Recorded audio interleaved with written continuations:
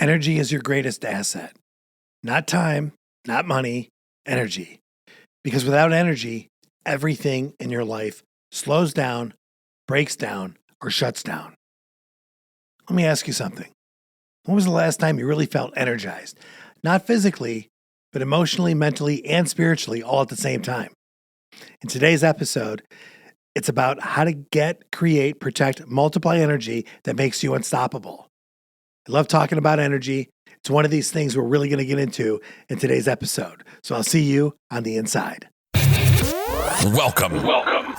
Attention, please. Welcome aboard.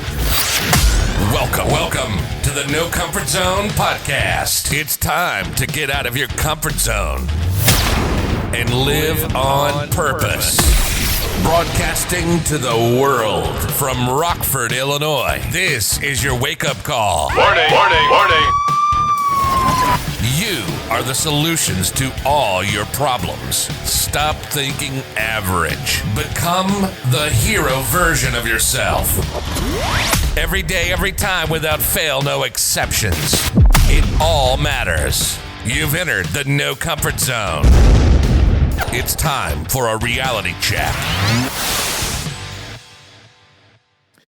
When I started the No Comfort Zone blueprint and I was trying to figure out how am I going to get myself from, this below average, super overweight, super unhappy with work, with where I'm at in my life. Listen, I was happy in my relationship, but I wasn't bringing myself to the relationship as I know I should be. I knew I was below average and I wanted to be a better person for my relationship, but I just wasn't all there. I wasn't whole. My wife was great to me. I was happy with my family, but everywhere else, I just know I could be so much more. And I decided at that point, I got to make some changes. So I really had to get into this whole thing of awareness, really, who am I? And I know it sounds like this really metaphysical thing of this midlife crisis, but I was scared I was going to die again. And I'm not talking about from addiction or any of the other stuff I always talk about. I was scared I was going to die, flatline, and then live the rest of my life in order to then be buried later on in life. I was really worried about that. I was worried that because of my physical shape and where I used to be really fit, really dialed in on my aesthetics and really healthy, and I wasn't that way anymore. I was really embarrassed about how I looked and how I showed up physically, spiritually, and mentally. I just wasn't happy. So I really had to dial that in too. And I was ashamed. I really got to that point of shamefulness, but then I had to identify that I'm responsible for all this. I can't blame anybody anymore. Then it came to making decisions. What do I have to give up? What do I have to do? And then I had to take action. And that was the first part of the blueprint. Then I got a little bit deeper and then I had to look into purpose. What's my purpose for doing? What results am I looking for? What's my purpose for doing these things? Is it just for aesthetics? Is it just to make my spouse happy? And I went down that road before. I got sober for everybody else. I made money for everybody else. But what was in it for me? Spiritually, holy, what was the reason for doing it? Did I want to win because I wanted everyone else to see me as a winner? What drove me inside? And I had to change that part of me. Then I had to realize, what didn't I know? Well, you don't know what you don't know. So I had to look for the knowledge, attitude, skills, and habits. And this part of the blueprint, what we're talking about today, is something I already knew. What are the things that I was good at? I was always good at having a high level of energy. But that can be a bad thing because I always had a high level of energy, but it was misguided. It got me in trouble, especially when I was younger. Having a high level of I didn't need sleep. I was always running and gunning. I could stay up all night. I could actually stay up for days at a time. That's, very much a true story. And I could do that without drugs or alcohol. That is not a bipolar thing. That's not being manic. I was just excited about a lot of things. My mind was always going, and no, it's not a label to say that I had ADHD. I just was very enthusiastic about a lot of things. And when you're going a mile a minute because you're excited, and I know if you're listening to this, you're like, this guy's got a medical issue. That wasn't the case. I was just excited about life. However, when that became a problem, then it became a problem. So you have to be able to manage certain things. There is times moderation is good, even in moderation. Something I learned a long time ago. So, but energy is such a crucial part that I had to put the 4 E's into place: energy, excitement, enthusiasm, engagement. My buddy Brett called me up and he goes, dude, there's a book by Jack Welch out there that you're talking about the 4 E's. There's a book, I think, called the 4 E's. I didn't even know this. And the big part about it, thanks, Brett, he mentioned to me is like the one thing that I have is the edge that's in there. I'm going to read the book, figure it out. It's about leadership. I'm going to try to incorporate it, but I've never read the book. So if I'm copywriting, I didn't mean to, but I came up with this as a way to save my life from average, learn from my adversities, and catapult me towards a level of success that I knew I was capable of, but I wasn't paying attention to. And that's exactly what it did for me and for other people. So without any further ado, I really want to talk about a couple of things. And here's actually a few things. 3 types of energy. Physical energy. That comes down to movement, nutrition, and sleep. You're going to need that. Mental energy, focus, clarity, and a positive input. Emotional energy, vibe, self-talk, and relationships. Listen, time is a resource, energy is a force. And if you don't have the energy to use your time well, it's wasted. It's a quote from somebody. We'll just call it unknown. I don't know who that is. Physical energy, workout. Spend energy to get energy. It's that simple. Mental energy. You're going to have to spend your energy focusing on the things that are important to get you the resources that you need in order to accomplish your goals, whatever that is. It's so important on emotional energy. Don't hang around dead batteries. I refuse to now. I absolutely refuse to do that. There are givers and there are takers. I stay away from the takers and I hang around the givers. It's that simple. And I'm telling you, negativity, man, no negativity. Stay far. Drama and chaos, you got to get that rid of your life. You really have to.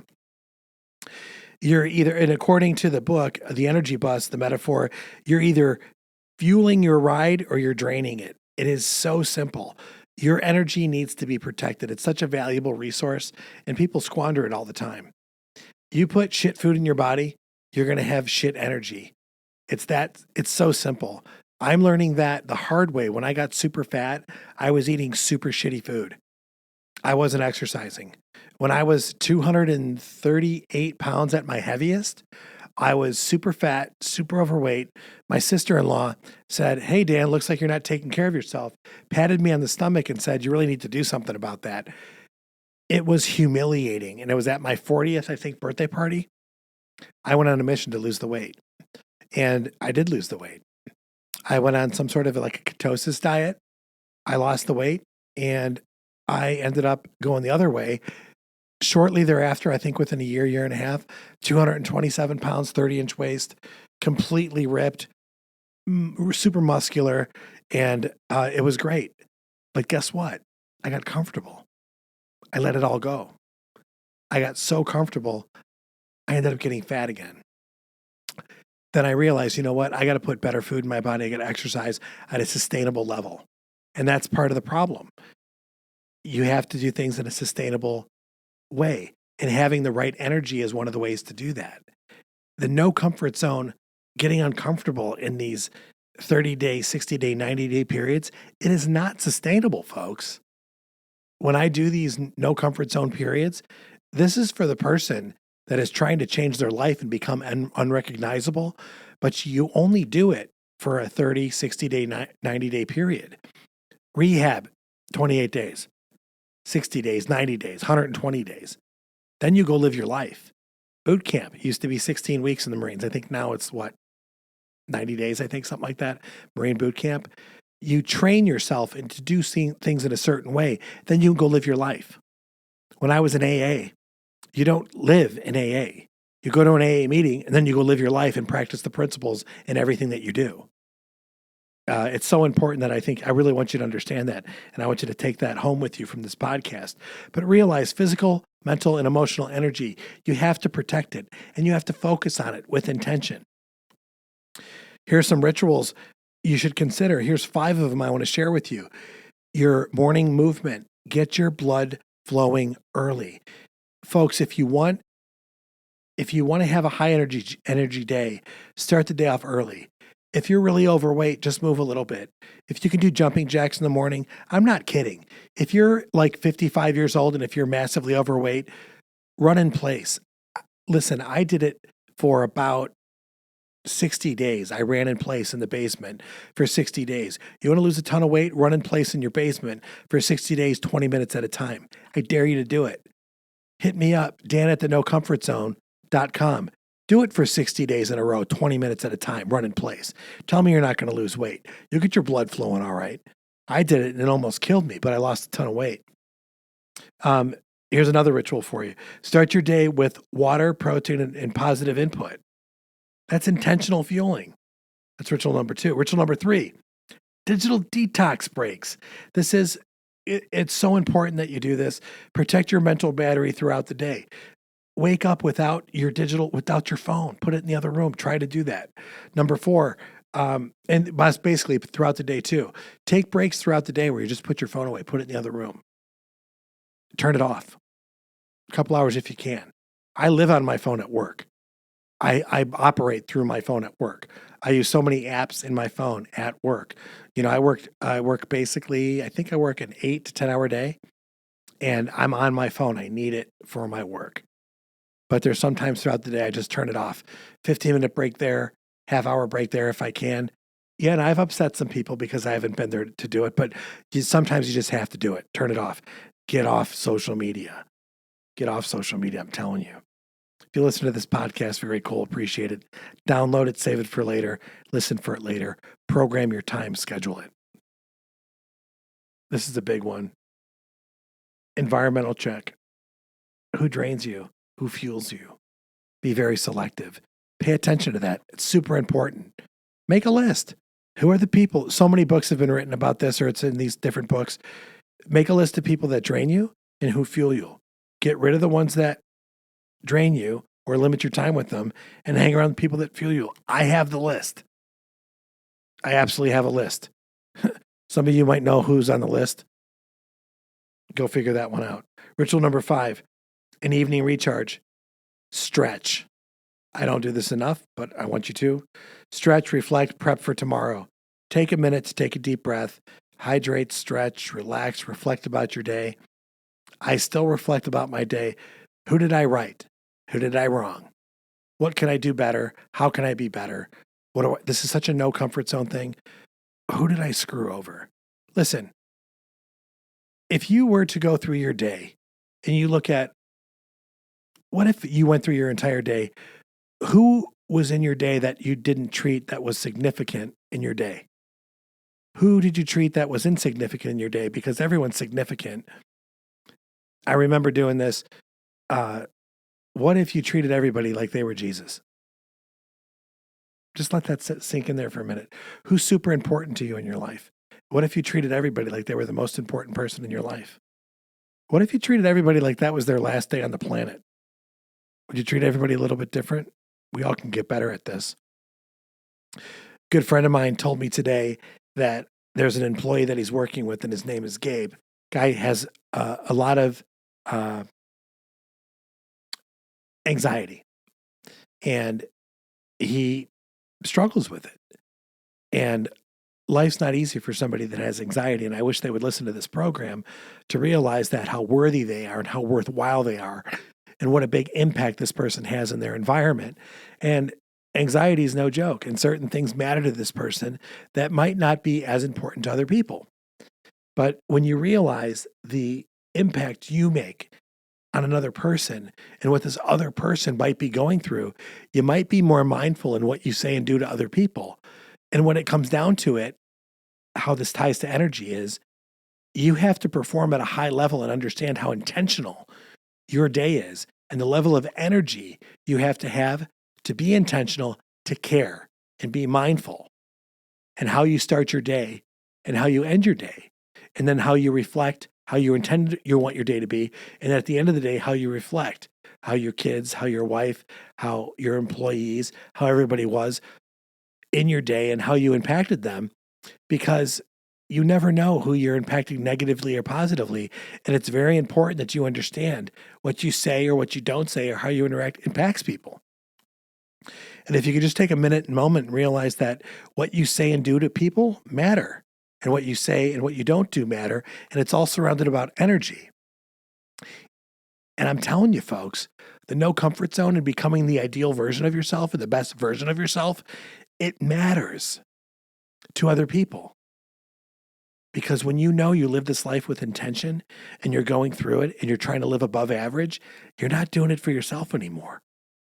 You're just trying to get above that average mark. And when you start to realize that you're solving problems for yourself and you become a better person and bigger problems become your way and you become more aware when you follow the blueprint and you realize there's more people in your community and now you're a giver instead of a taker, there's people around you that you're helping. When you walk through an area and you create that wake of positive energy, you're going to start to realize this person over here might be having a problem you weren't aware before because you were so self-absorbed in your own bullshit. Now you realize there's a person over there who needs your help. And now you can start to help that person because you got out of your comfort zone. Now you can help more people. Now you have more energy to help more people. See, now you're integrating cash. Remember we talked about that last week? We talked about cash integration, knowledge, knowing how energy works. You see how I'm laying this down? You see how you're picking this up? If you didn't hear it last week, go back last week and listen about cash, how this works, knowledge, attitude, skills, and habits. How knowing how energy works and knowing about attitude, believing you're in control of your energy and how intentional it is, skills, learning how to manage your energy, habits, repeating rituals until they become automatic, especially when it comes to your energy. Isn't this kind of cool how it all correlates together? See, when I started creating the blueprint, this wasn't just how I'm going to make more money and get my payback, how I'm going to lose 30 pounds, how I'm going to make my family life happier for everyone else and really contribute back to my family. This was truly how to make a better life for me and my family because they were giving me so much. This was how to contribute back to my community, how to make life better for myself, how to create the ideal life that I know I'm worthy of. This came down to how to live on purpose. And I figured it out. And I figured it out because of all the adversity that I put myself through. I figured it out when I decided to take that first drink and I realized that, this is pretty good. I feel normal now. When I took the third drink and the fourth drink and the fifth drink, this is amazing. I love this. Well, how normal is that? That's not normal. Think about that for a minute. If I'm drinking and I feel normal, that's crazy. That's like somebody saying, okay, I'm going to eat 10 cans of string beans and I feel like a normal person now. And now I'm going to go hide the string beans because I don't want anybody else to know how much I love string beans. Does that make any sense? That's craziness. Now I'm going to go find, I'm going to go do something with something else, drugs. And now I feel even more normal. And I'm hiding the things that make me feel normal. It just is the most crazy, insane thing in the world that I'm doing these things habitually to make me feel normal. That's what an addict does. And now I'm ruining my entire life and the people's lives around me, and I'm denying it. Well, it doesn't have to be drugs. It doesn't have to be alcohol. It could be anything. I'm escaping any sort of discomfort trying to find comfort. The alarm clock could be the one thing. You know what? Low energy, I'm just going to hit the snooze bar. I'm not going to go to the shower because I don't feel like it. I don't want to get out of bed. I don't want to get up to make the coffee. I'll hit the snooze bar. I'll avoid the shower. I'm not going to do this. I'm not going to be at the treadmill. I'm not going to be to work on time. I'm not going to call that customer. I'm not going to show up to dinner on time to have dinner with my family. Oh, I'm going to stay at work a little bit longer to make 3 more phone calls because I need to make money and avoid my family. You see how it gets? I can be distracted and discomfort. I'm not doing the things I need to do in my life in order to live on purpose. It all ties together, folks. I'm telling you. And if you could just figure this out on your own, great. But if you can't, I got a blueprint. And I could share with you how it works, how you live a little bit better, how you live a little bit more with intention. And I need a step-by-step way, man. I can't figure this out like that easily. So I had to get crushed by life. I had to get shin kicked in the face 10 times. I had to almost die to get there. Man, it was so tough. I wanted to check out because, man, life's too hard. But when I figured it out, when I put it all together, when I finally was beaten to my knees and I'm begging God, take my life, and I finally said, nope, you know what? I'm here for a reason. You put me here. What's it all about? I just got to help a couple people figure this out. Because once you figure it out, man, life's amazing. I'm going to go on in the podcast. How do you like that? Because I went off on a little bit of a rant. I'm going to start with this or continue with this. Success isn't just about doing high energy things. It's about becoming a high energy person. I know I'm a high energy person. That's why I say every day, every time, without fail, no exceptions, because I know what it takes. I get it. I'm there. I get in the zone a lot. But man, when I'm ready to rest, I'm ready to rest. Sundays, man, I chill out by the pond, hang out with my fish. I'm happy to say, I think I got 17 or 18 this spring coming around. One day it's nice out, it's 60, 70 degrees. The next day it snows. It's going to snow tomorrow. It might even be snowing right now, for all I know. This is crazy. I just want to hang out with my fish. I want to grill. I want to hang out at the pool. I just want to chill out. Sundays, that's what I do. I want to decompress. But when I talk about living on purpose, when I talk about no comfort zone, when I talk about the books that are coming about, when I talk about the publishing company, when I talk about salesmanship and leadership, man, I get jacked up. I'm super excited about this. I spent my whole life studying this stuff. And if somebody wants to learn about that stuff, I am excited. A corporation says to me, we got a bunch of people that are super excited to talk about the no comfort zone. I am down 100%. You know, I want to talk about that because it's super exciting to me because I know what can happen. I know the changes that can be made. I've seen the impact that it makes, and it gets me super excited. You got goals? You want to hit goals? You want to talk about goal setting? I'm all about it. I'm excited for the person that has gone through adversity. It says, man, I got some lessons that I think I've learned here. Let's talk about it. Let's go to that next step. How do you shift your identity? You stop saying I'm tired and start saying, I'm training my energy. Stop dragging throughout the day and start leading it. Just flip things around. Start leading. Start leaning. Start leading. Sorry, I said leading and I mean leading, but I'm also saying start leaning into it. I used to come home from work and be dead tired at 6 o'clock. Here it is. It's late at night right now. I'm doing the podcast so you guys can get this in the morning because it gets me super excited because of the phone calls I get. Hey, dude, Dan, I appreciate it. I get a phone call and somebody says to me, listen, this helped me in this way. I got a lot of it. I got a lot of feedback from a lot of people telling me how much this impacts them. It only takes one person to say to me, keep doing what you're doing. And when you have many people that tell me this, I greatly appreciate it. There's some people that think I'm an idiot for doing this podcast, and that's okay. I've been called worse. But this podcast isn't about me anymore. It's really about you. So I appreciate the support. Because somehow, some way, I think we're in this together. So I'm going to ask you a question. What's one energy leak that you can plug this week? One energy ritual that you can commit to? What's something that you can do this week? And let me know. DM me with the ritual. I want to hear how you're going to level up. So either tag me at No Comfort Zone 1, screenshot this episode with the word energy up. And if there's something that resonates with you, let me know. I would love to hear about it. Do me a favor. Listen, if you need a copy of the blueprint, hit me up, Dan at the No Comfort Zone, or find me on social and just say, DM me the blueprint. I'll be more than happy to get you a copy of the blueprint. I can give you an explanation of how that works and how you can use it to benefit you. But listen, this whole podcast is designed to help you get out of adversity, get to a point of baseline, and get you to the next level to find success. So I hope this podcast resonated with you. But until we meet again, it's time for you to get out of your comfort zone and live on purpose. I'll see you in the next episode. Say goodbye. Want more of the No Comfort Zone? You can follow Dan on Instagram and Twitter at No Comfort Zone 1. Bye. Or on the web at thenocomfortzone.com. Bye-bye. Bye-bye. Thanks for listening to the No Comfort Zone podcast. Bye-bye. Bye-bye.